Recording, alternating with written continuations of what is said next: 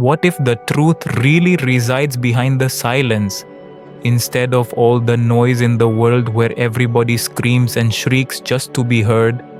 I want to tell you a story today, just not to inspire you, but also to change the way you see the quiet moments in your life. It is the story of a boy who actually learned that silence could change everything. Once upon a time, there was a boy named Renji who lived in a small village where everyone knew everyone. He was quiet, maybe too quiet. People were whispering behind his back. What happened to him? Why doesn't he talk?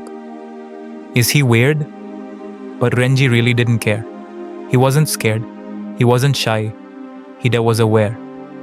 From a very young age, Renji had been trained by his father, a monk living in the hills.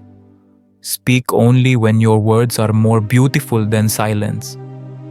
So Renji watched. He listened. While others were debating, he observed. Others clouded the air with their opinions and breathed in his silence. Years passed, and tragedy came. It stopped pouring. Crops failed. The river dried up. Chaos ruled the village. Everywhere people argued. Dig a new well. Blame the elders. We should leave the village. And then, there was noise. So much noise. But none of that bothered Renji. He sat under the old cherry blossom tree, eyes shut, mind still.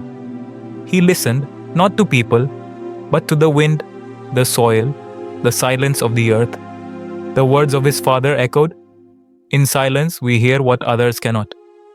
And then, one day, Renji stood. The villagers paused. They had never heard his voice. Till now. He spoke, calm. The river hasn't left us. It hides beneath the old ground, below the forgotten well. Laughter. How would you know? You never say a word. But one man, a farmer, trusted him.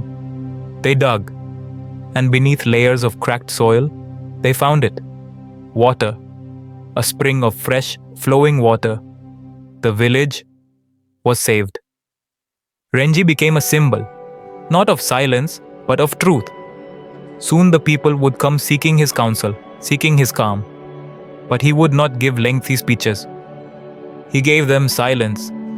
He fashioned a space beneath the cherry blossom tree where villagers would sit, not to talk, but to breathe, to listen. Soon, strangers from distant lands came just to sit in silence with Renji. Some wept, some smiled, but all left changed. Silence isn't empty, Renji once said. It is full of answers. In the world we live in today, silence is like a curse.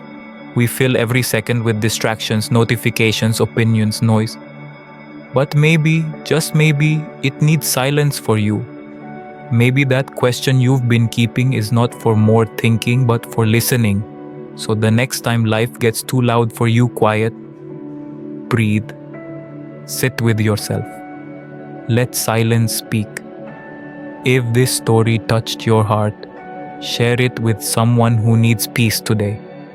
Subscribe to Thread of Truth for other soul-stirring stories. And remember, sometimes the quietest path leads to the loudest growth.